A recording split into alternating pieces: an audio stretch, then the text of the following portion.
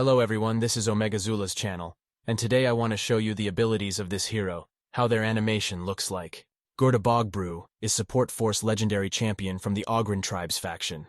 Gordy's a free daily login champion. A problem many players encounter when receiving Gorda hard decide where simply for her to fit in. That being said, she grants a unique skill set in the way she manipulates turn meter, whilst being a great all-round poisoner.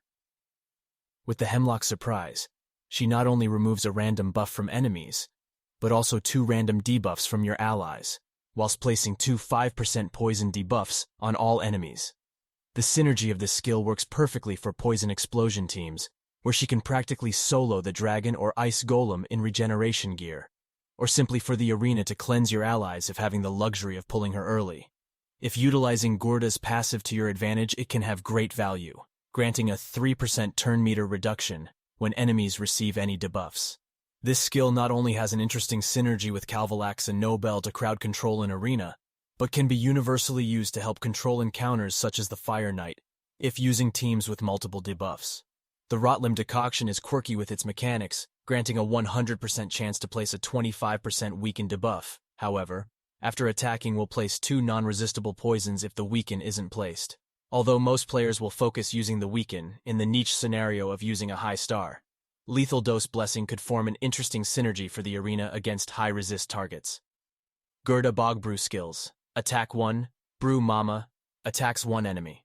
Has a 60% chance of applying a debuff spread effect, taking 1 random debuff from the target and placing it on all enemies under weakened debuffs.